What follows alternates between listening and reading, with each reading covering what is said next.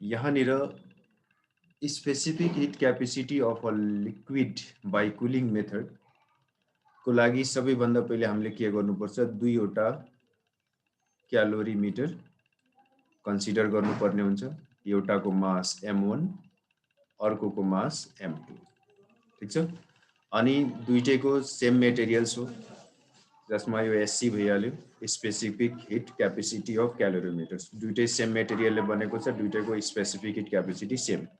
Okay, अब के गर्नु छ, एउटामा यति वाटर फिल गर्नु छ अनि अर्कोमा त्यति नै भोल्युमको लिक्विड फिल गर्नु छ, जसको मास यति छ। ओके, अनि यसको स्पेसिफिक हिट क्यापेसिटी हामीले फाइन्ड गर्नु छ। मानौँ कि यसको स्पेसिफिक हिट क्यापेसिटी चाहिँ SL हो।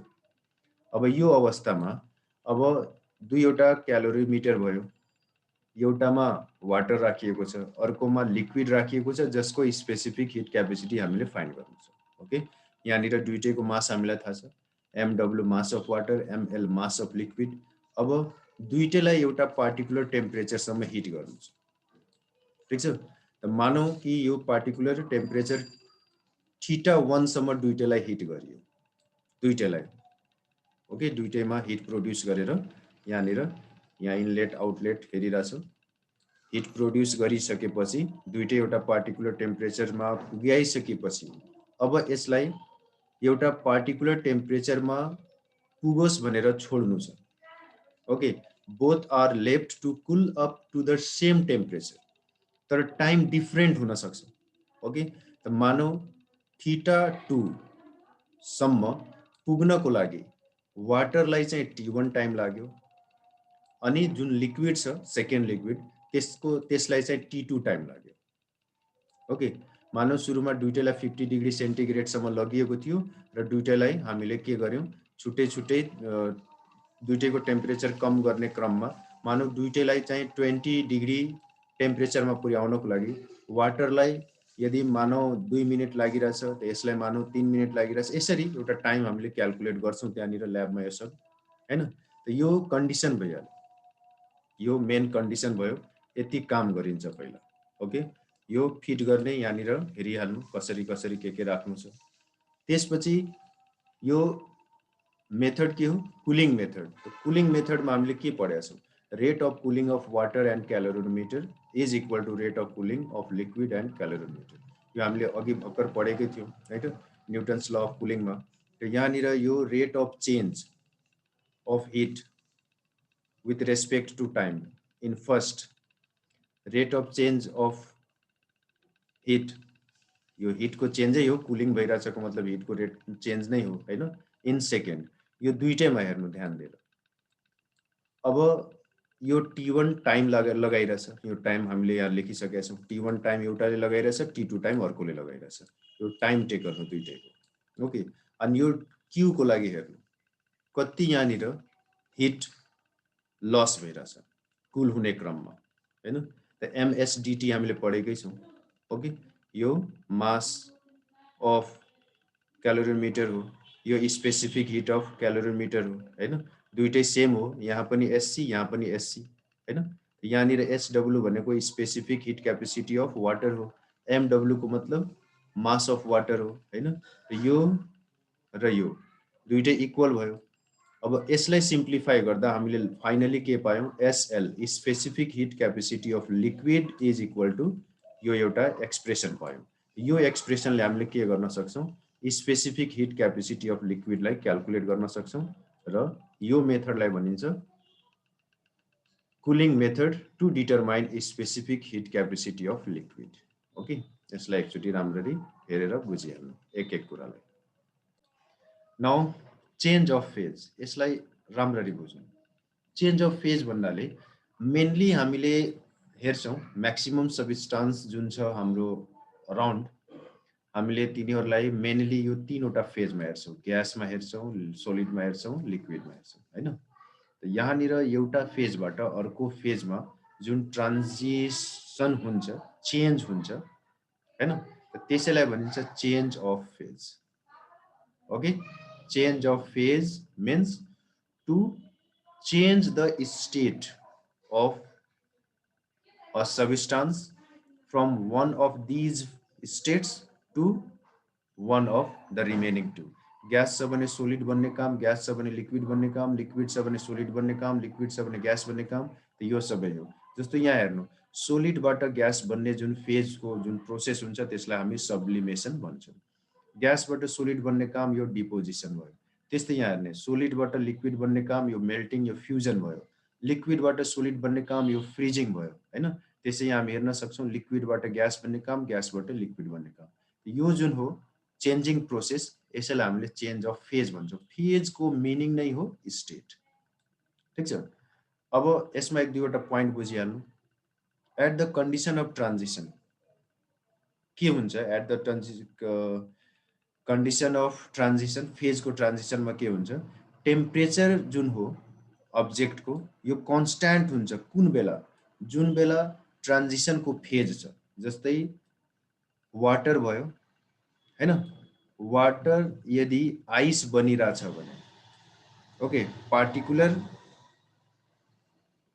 कन्डिसनमा जुन वाटर हो त्यो वाटर यदि आइस बनिरहेछ, यो आइस मानौ यो आइस छ 0 डिग्री सेन्टिग्रेडको आइस छ, ओके, 0 डिग्री सेन्टिग्रेडको सेल्सियस जे भन 0 डिग्री सेल्सियसको आइस छ भने अब पहिला जब वाटर बन्छ लिक्विडमा यसको फेज चेन्ज हुन्छ, त त्यस बेला टेम्परेचर चेन्ज हुँदैन, त्यस बेला फेज मात्र चेन्ज हुन्छ। त्यसको लागि हिट युज हुन्छ, अलग कुरा हो, तर त्यहाँ हिट ट्रान्सफर भएर हिट युज भएर टेम्परेचर बढ्दैन, फेजमा चेन्ज आउँछ। अब त्यसै गरी अब फेजमा चेन्ज आउँदैन भने चाहिँ के भइहाल्छ? टेम्परेचरमा चेन्ज आएको हुन्छ। जस्तै वाटर 0 डिग्री वाटर छ अनि त्यसमा हामीले हिट दिन्छौँ अनि त्यसको टेम्परेचर बढ्छ, वाटर वाटरै रहिरहन्छ। ठिक छ? टेम्परेचर बढेर गइरहेछ। यो नोटलाई, यो पोइन्टलाई हामीले बुझ्नु पर्यो कि फेज जब चेन्ज हुन्छ एउटा फेजबाट अर्को फेजमा कुनै एउटा पार्टिकुलर सबस्टान्स जान्छ भने त्यो फेज चेन्ज हुने टाइममा चाहिँ टेम्परेचरमा चेन्ज आउँदैन, ओके। त्यसकारण 0 डिग्री आइस 0 डिग्री वाटर भन्नुको मतलब के हो? आइस जब वाटरमा कन्भर्ट हुन्छ त्यो कन्भर्सनको लागि हिट युज भएको हुन्छ, ओके। त्यो फेजको कन्भर्सनको लागि, त्यो मोलिक्युल्सको ब्रेकको लागि, तर टेम्परेचरको इन्क्रिमेन्ट त्यहाँनिर हुँदैन, ओके। जस्तै यो ग्राफलाई एकचोटि सबैजनाले राम्ररी हेर्नु, यो ग्राफलाई ध्यान दिएर हेर्नु। यो आइस छ, हैन? यहाँनिर टेम्परेचर इन्क्रिज गर्ने काम गरियो, यहाँनिर आइहाल्यो 0 डिग्री सेल्सियसको आइस। यसलाई ध्यान दिनु, यो पोइन्ट, ओके। अनि त्यसपछि यसमा चाहिँ हिट दिने काम छँदैछ। अब यहाँबाट यहाँ के हुन्छ? यति हिट यसले लिइरहेछ, ओके, तर टेम्परेचर बढिरहेछ नि। हेर्नु, यो 0 को 0 मै छ। के चेन्ज भइरहेछ?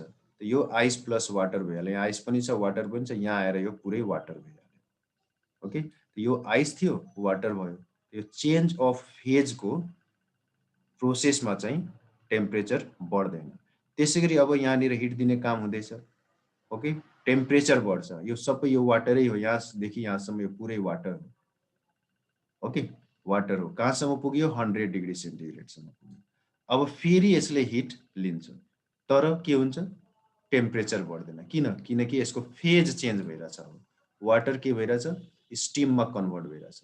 अनि स्टिममा कन्भर्ट भइसकेपछि अब फेरि स्टिमको टेम्परेचर बढ्न थाल्छ, किनकि अब स्टिमै छ यहाँनिर, हैन? यो हो मेन कुरा हामीले बुझ्नुपर्ने चेन्ज अफ फेजमा। चेन्ज अफ फेजमा हिटको टेम्परेचरको के कस्तो अवस्था छ भन्ने कुरा हामीले यहाँ यसरी बुझ्न सक्छौँ, है त? यसलाई एकचोटि राम्ररी बुझ्नु पर्यो। Now let's understand specific latent heat. Okay, simply latent heat पनि भन्ने गरिन्छ, तर यो स्पेसिफिक हिट, ल्याटेन्ट हिटलाई हामीले के बुझ्नु पर्यो कि युनिट मास अफ कुनै सबस्टान्सलाई एउटा फेजबाट अर्को फेजमा लग्नको लागि जति हिट युज हुन्छ, ओके, टेम्परेचर चेन्ज नगरिकन, त्यो भइहाल्यो ल्याटेन्ट हिट, ओके। जस्तै यसभन्दा अगाडि हामीले के पढेका थियौँ? वाटर जब, यसलाई एकचोटि हेरिहाल्नु, यहाँनिर यहाँ के भइरहेको थियो? यो वाटर, यो आइस, हैन? टेम्परेचर बढिरहेछ छैन? वाटर के भइरहेछ? आइसमा कन्भर्ट भइरहेछ। आइस के भइरहेछ? वाटरमा कन्भर्ट भइरहेछ। यहाँनिर यति कामको लागि हिट त लागिरहेछ हैन, कति हिट लागिरहेछ, यदि हामीले 1 kg मा यो काम गर्छौँ भने त्यो नै हो in fact specific latent hit. Okay, जस्तै यहाँनिर यो ग्राफमा फेरि हेर्नु, यहाँसम्म यो सोलिड छ, अब यो सोलिड आइस हो, यहाँ लिक्विड बनिरहेछ हैन, यो कामको लागि ल्याटेन्ट हिट अफ फ्युजन यो भइहाल्यो। Temperature remains constant as solid turns into liquid, यो सोलिड थियो लिक्विड, यहाँनिर सोलिड थियो आइस नट, अनि यो आइस अब के भयो यहाँनिर लिक्विड भयो हैन। यदि 1 kg आइसलाई, युनिट मास अफ आइसलाई हामीले लिक्विड कन्भर्ट गरिरहेछौँ, टेम्परेचरमा कुनै चेन्जिङ आइरहेको छैन भने कति हिट यहाँ कन्ज्युम भइरहेछ, कति हिट लागिरहेछ, त्यो नै इनफ्याक्ट स्पेसिफिक ल्याटेन्ट हिट हो। ओके, त्यसै गरी अब यहाँ के भयो, लिक्विड इज लिक्विड, यहाँसम्म लिक्विड लिक्विड नै छ, वाटर वाटर नै छ, तर के भइरहेछ, टेम्परेचर राइज भइरहेछ, त्यो हिट युज भइरहेछ, यसको टेम्परेचर बढिरहेछ हैन। अब यहाँ आएर हेर्नु, यहाँ आएर यहाँदेखि यहाँसम्म ल्याटेन्ट हिट अफ भेपोराइजेसन, यो ल्याटेन्ट हिट अफ भेपोराइजेसन भयो, यसले के गरिरहेछ, टेम्परेचर कन्स्ट्यान्ट राखिरहेछ तर फेजलाई चेन्ज गरिरहेछ। ओके, यो लिक्विड थियो, अब यसलाई ग्यासको स्टेपमा लगिरहेछ, यसलाई भेपर बनाइरहेछ, ठिक छ। यही हो मेन स्पेसिफिक ल्याटेन्ट हिट। यसलाई हामीले लेख्न सक्छौँ म्याथमेटिकली, के लेख्न सक्छौँ, जति बढी मास हुन्छ त्यति नै बढी हिट चाहियो, तब नै त्यसको फेज चेन्ज हुन्छ हैन। यहाँनिर एउटा कन्स्ट्यान्ट आइहाल्छ, यो कन्स्ट्यान्ट नै हो ल्याटेन्ट हिट, जसलाई हामीले L equal to Q by M लेख्न सक्छौँ। त यो भइहाल्यो कि heat required per unit mass Q by M। Okay, L is specific latent heat. अब यदि 1-2वटा पोइन्टलाई जस्ट दिमागमा राख्नु छ, यो स्पेसिफिक ल्याटेन्ट हिट चाहिँ प्रेसरमा डिपेन्ड गर्छ, कति प्रेसरमा हामीले यो काम गरिरहेछौँ, प्रेसर अनुसार यसको भ्यालु भ्यारी हुन्छ। ओके, प्रेसरले पनि यसमा रोल प्ले गर्छ, प्रेसरले पनि यसको कन्भर्सनमा रोल प्ले गरेको हुन्छ, जसले गर्दा हिटको कन्जम्सनमा पनि असर पर्छ। त्यसकारण हामीले के बुझ्छौँ, स्पेसिफिक ल्याटेन्ट हिट चाहिँ प्रेसरमा डिपेन्ड हुन्छ, जुन प्रेसरमा यसलाई मेजर गरिएको हुन्छ। अर्को भयो latent heat for solid liquid, सोलिडबाट लिक्विड बन्ने जुन फेज हो त्यसलाई भनिन्छ ल्याटेन्ट हिट अफ फ्युजन। अब लिक्विडबाट ग्यास भन्ने काम जुन हुन्छ त्यसलाई भनिन्छ ल्याटेन्ट हिट अफ भेपोराइजेसन। ओके, यसलाई बुझिहालौँ सबैजना। एउटा न्युमेरिकल हेरिहाल्नु, अलिक बुझ्न सजिलो हुन्छ, यो न्युमेरिकल राख्दै हो, कन्डिसन बुझिहालौँ के भन्न खोजे हो। कति हिट रिक्वायर्ड हुन्छ 5 kg आइसलाई मेल्ट गर्नको लागि, त्यसको मतलब के हो, मेल्ट गर्नु छ, टेम्परेचर बढाउनु छैन। फर्मुला हामीलाई थाहा छ M इन्टु L, बस यो आइहाल्यो, यति जुल हिट चाहिन्छ 5 kg आइसलाई जस्ट वाटर बनाउनको लागि। Okay, water at 0 degree Celsius बनाउनको लागि, फेरि त्यसको टेम्परेचर बढाउने भने फेरि हिट चाहिन्छ। Hope you understood. यसलाई एकचोटि हेरिहाल्नु सबजना राम्ररी। अब अगाडि बढौँ, अब यसलाई हेर्नु। This is also one of the important experiment, latent heat of fusion of ice by method of mixture. अब हामीले यहाँ ल्याटेन्ट हिट अफ आइस निकाल्नु छ, भन्नुको मतलब आइसलाई without changing temperature just water बनाउनको लागि ओके कति हिट चाहिँदो रहेछ त्यो निकाल्नु छ। यहाँनिर हामीले त्यसै गरी यो सिम्पली एउटा एक्सपेरिमेन्ट हो, के चाहिन्छ, क्यालोरीमिटर चाहिन्छ जसको मास छ, त्यसमा हामीले वाटर राख्नु छ यति जसको मास यो हो हैन, र यसलाई फिल गरियो यो टेम्परेचरमा। ओके, अब small pieces of ice, small pieces of ice at 0 degree Celsius जसको मास MI छ, यसलाई हामीले क्यालोरीमिटरमा राख्यौँ अनि त्यसपछि त्यसलाई घुमायौँ हैन, पुरा यो स्टेरियरले घुमाउँदाखेरि के भयो, अब यो आइस पुरा मेल्ट भयो हैन, अनि मेल्ट भएपछि यसको टेम्परेचरलाई नोट डाउन गर्यो। मेल्ट भइसकेपछि आइस यहाँबाट जब पुरा गायब भइहाल्छ तब यसको टेम्परेचर लिँदाखेरि कति टेम्परेचर आयो त भनेर राख्यौँ, T1 आइहाल्यो।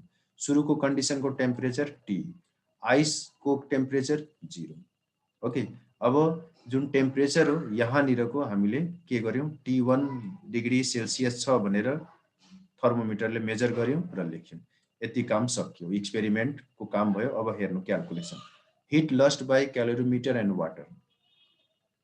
अब यो हिट लस्ट को कन्सेप्ट कहाँबाट आयो, टेम्परेचर घट्या छ नि त हैन ओके यो टी अनि T1 भइराछ हैन फाइनल टेम्परेचर T1 भइराछ यो टेम्परेचर कम छ यो भन्दा किनकि आइस मेल्ट भएको छ त्यहाँनिर त्यो कम भएको हुन्छ हामीले जब हेर्छौं हिट लस्ट कति भयो त MSDT फर्मुला यही हो हैन Q इक्वल टु MSDT यो M मास अफ वाटर यो specific heat of water mass of calorimeter specific heat of calorimeter अनि चेन्ज इन टेम्परेचर सुरुमा थियो T अब भयो T1 घटेर ओके यो यति लस भएको छ अब हेर्नु heat gained by ice mass of ice into L L हामीलाई थाहा छैन किनकि यही त फाइन्ड गर्नु छ latent heat of fusion find गर्नु छ यो when ice at 0 degree changes to water at 0 degree okay just melt हुँदाखेरि यो जस्ट मेल्ट हुँदाखेरि ठ्याक्कै मेल्ट भयो त त्यो मेल्ट हुँदाखेरि MI इन्टु एल हुन्छ